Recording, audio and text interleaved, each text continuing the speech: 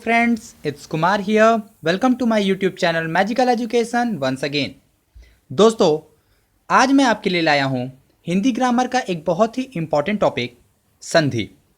इसमें हम लोग जानेंगे कि संधि किसे कहते हैं, संधि कितने प्रकार के होते हैं और सभी प्रकारों के बारे में हम लोग डिटेल में आज पढ़ेंगे। तो चलिए दोस्तों शुरुआत करते हैं। दोस्तों, अगर आप इस चैनल पे नए हैं तो इस चैनल को सब्सक्राइब कर लीजिए, क्योंकि हम ऐसे ही बहुत से टॉपिक्स जो कि आपके लिए बहुत इंपॉर्टेंट होते हैं अक्सर हम लोग लाते रहते हैं। अगर आपको हमारा ये वीडियो पसंद आए तो लाइक ज़रूर कीजिएगा, और अगर आप हमें कोई सजेशन देना चाहते हैं तो आप हमें कमेंट भी कर सकते हैं। सो फ्रेंड्स, सब्सक्राइब कर लीजिए, लाइक कीजिए, कमेंट कीजिए और शेयर कीजिए। ओके फ्रेंड्स, तो चलिए हम लोग स्टार्ट करते हैं। सबसे पहले तो मैं आपको संधि की परिभाषा बताना चाहूँगा। संधि शब्द का अर्थ होता है मेल। मेल का मतलब मिलाना। दो या दो से ज़्यादा अगर शब्दों को हम लोग मिला दें तो उसी को कहते हैं संधि। तो इसका जो परिभाषा है वो ये होती है कि दो निकटवर्ती वर्णों के परस्पर मेल से जो परिवर्तन होता है उसे संधि कहते हैं। मतलब कि दो पास पास के जो वर्ण हैं, जो अक्षर हैं, उनको अगर मिला दिया जाए, उनको मिलाने से जो भी परिवर्तन होगा उसे क्या कहेंगे, हम लोग संधि कहेंगे। इसको उदाहरण से बहुत अच्छे से समझा जा सकता है। जैसे आप नीचे उदाहरण देख सकते हैं दोस्तों, मैंने लिखा है भानु धन उदय बराबर भानुदय। इसमें ध्यान से देखिए तो भानु के सबसे लास्ट में ऊ है, छोटा ऊ। उदय के सबसे शुरुआत में छोटा ऊ है। तो जब ये छोटा ऊ और छोटा ऊ दोनों मिल गए तो क्या बन गया, बड़ा ऊ। तो भानु धन उदय बराबर भानुदय। तो इसी प्रकार से जब दो निकटवर्ती, जो सबसे पास के, आप देख सकते हैं भानु का लास्ट वाला, उदय का पहला वाला, दो सबसे पास के जब वर्णों को मिलाया जाता है तो जब जो परिवर्तन आता है, जो भी चेंजेस आते हैं, उसी को हम लोग क्या कहते हैं, संधि कहते हैं। संधि हमारी तीन प्रकार की होती है: स्वर संधि, व्यंजन संधि और विसर्ग संधि। दोस्तों, इस वीडियो में हम लोग स्वर संधि के बारे में सीखेंगे। अगर आपको व्यंजन संधि और विसर्ग संधि के बारे में जानना है तो आप इसी वीडियो के डिस्क्रिप्शन बॉक्स में जाकर दोनों संधि का आप वहां पे लिंक देख सकते हैं। उस लिंक पर क्लिक करके आप दोनों का वीडियो देख सकते हैं, या आप हमारे चैनल के प्लेलिस्ट में जाकर भी तीनों वीडियोस को आप ढूंढ सकते हैं और वहां पे देख सकते हैं। ओके फ्रेंड्स, तो चलिए हम लोग स्वर संधि के बारे में पढ़ते हैं। स्वर संधि की परिभाषा होती है दो स्वरों के मेल से होने वाले परिवर्तन को स्वर संधि कहते हैं। मतलब ऐसा परिवर्तन जिसमें हम लोग स्वरों को मिला रहे हों तब हो।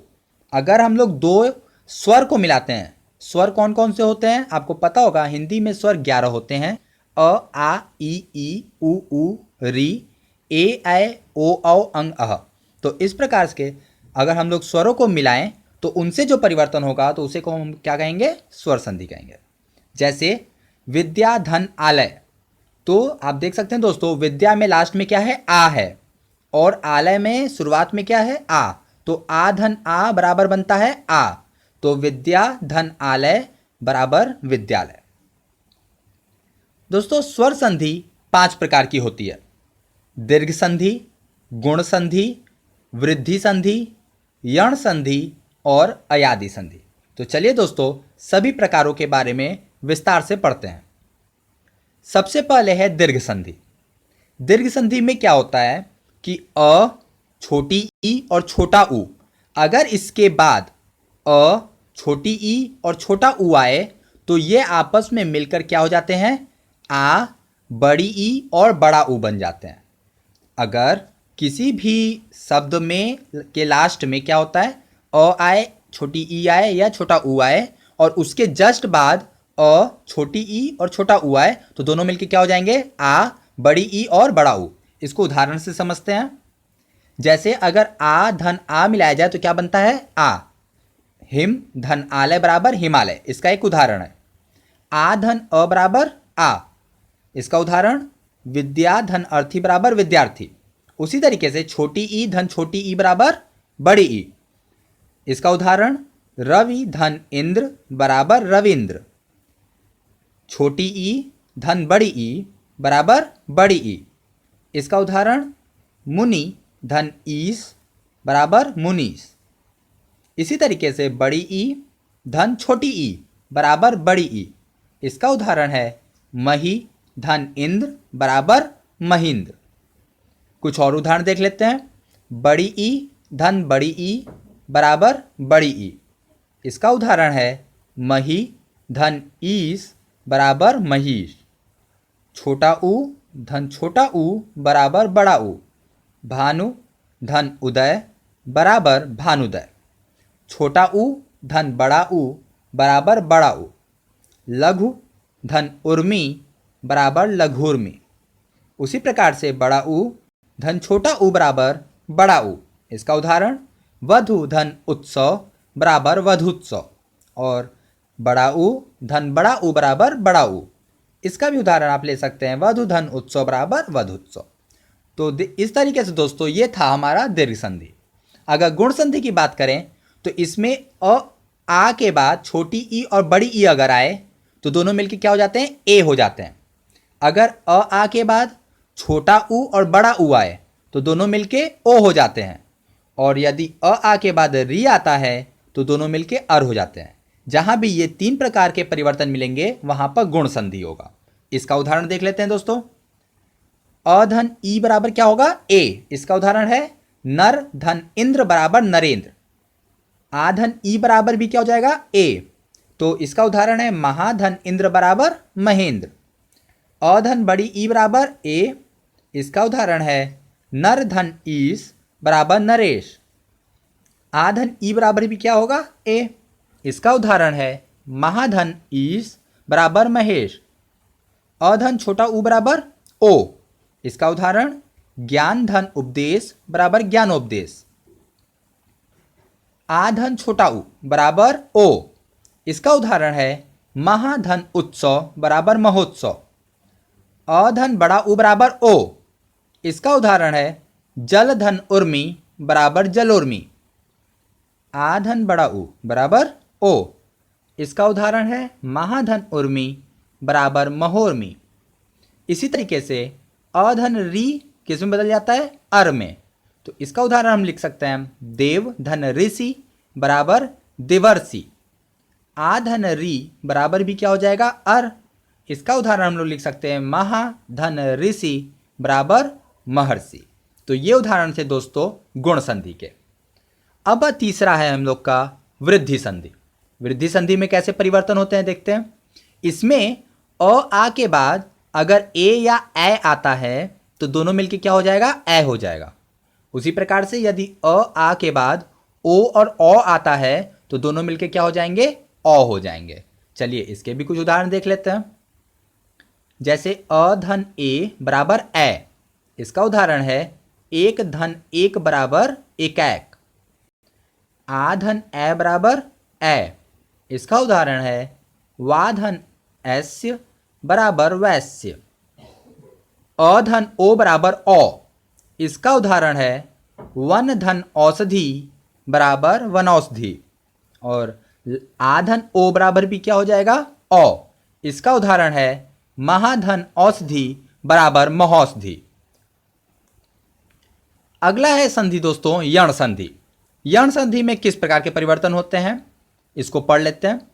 देखिए दोस्तों, इसमें छोटी ई और बड़ी ई के बाद अगर कोई विजातीय स्वर होने पर, विजातीय स्वर मतलब छोटी ई और बड़ी ई के अलावा कोई दूसरा स्वर अगर हो तो छोटी ई और ई की जगह क्या लिख देते हैं, य लिख देते हैं। उसी तरीके से छोटा ऊ और बड़ा ऊ, इसके बाद अगर कोई और स्वर होता है तो इनकी जगह क्या लिख देते हैं हम लोग, व लिख देते हैं। और इसी तरीके से री की जगह अगर री ना हो, कोई और स्वर हो, विजातीय स्वर हो, तो उस री की जगह हम लोग क्या लिख देते हैं, र लिख देते हैं। अगर इस प्रकार के परिवर्तन होते हैं तो इसे हम लोग कहेंगे यण संधि। चलिए दोस्तों इसको भी समझ लेते हैं। तो इसके उदाहरण है ई धन अ बराबर य धन अ। इसके उदाहरण है यदि धन अपि बराबर यद्यपि। इसको ऐसे समझ सकते हैं कि यदि में छोटी ई लगा हुआ है और अपि में अ है तो ई और अ मिलके क्या हो गया, य अ। यद्यपि तो आप पढ़ते हुए देखिए तो आपके मुंह से निकलेगा य अ, यद्य। यद्य मतलब य अ, यद्यपि। इसी प्रकार से आगे हैं बड़ी ई धन आ बराबर य धन आ। इसका उदाहरण है इति धन आदि बराबर इत्यादि। बड़ी ई धन अ बराबर य धन अ। इसका उदाहरण है नदि धन अर्पण बराबर नद्यर्पण। उसी तरीके से बड़ी ई धन आ बराबर य धन आ। इसका उदाहरण है देवी धन आगमन बराबर दिव्यागमन। छोटा ऊ धन अ। इसका उदाहरण है छोटा ऊ धन अ बराबर बनेगा व धन अ। इसका उदाहरण अनु धन अय बराबर अन्वय। उसी तरीके से छोटा ऊ धन आ क्या बन जाएगा व धन आ। मतलब इसका उदाहरण ऐसे दे सकते हैं कि सुधन आगत बराबर स्वागत। ऊ छोटा ऊ धन ए बराबर व धन ए।